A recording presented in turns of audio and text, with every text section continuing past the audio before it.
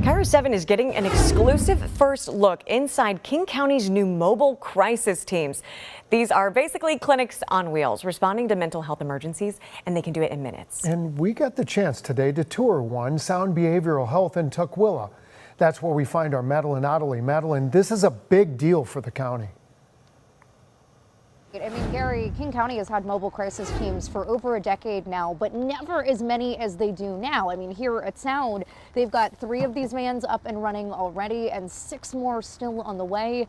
Experts are saying this kind of care has never been more accessible, and ultimately what that's going to do, it's going to alleviate some of the burden that other agencies in our county are currently experiencing.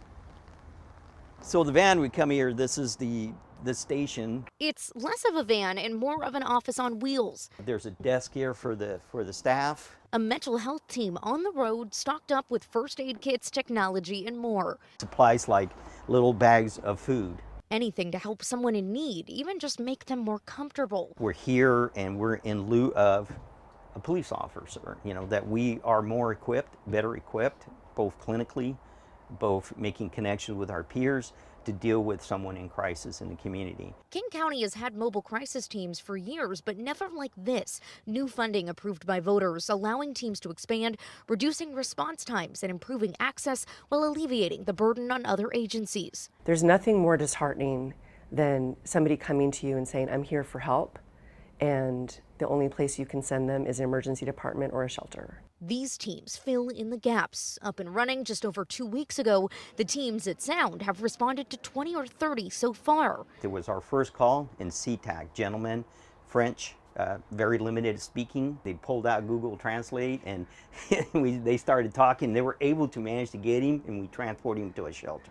It's as simple as calling or texting 988 for yourself or someone else. If you walked by somebody and they were having a heart attack, you'd call 911. So if you're walking down the street and somebody's clearly struggling, you can call 988. The service focused on long-term resources too. Not only are we responding, we're trying to connect that individual to prevent ongoing crisis.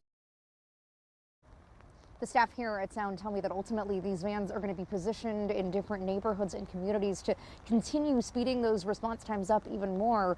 Again, you heard it there, but I want to repeat it again because it is just so important. All you have to do to access these services, call or text 988. Reporting live in Tukwila, Madeline Ottley, KIRO 7 News. Thank you, Madeline. It's a great service. Now, it's important to note these new mobile units serve as an immediate response team, which means they are not a long-term care option just alone. And this year, King County launched its Crisis Care Centers initiative, creating a network of 5 crisis care centers that help connect people with resources to help them continue healing and recovering. So to be connected with a crisis center, you can call, text, or chat with that 988 lifeline. There is always someone on the other end ready to help and ready to listen. A big win now for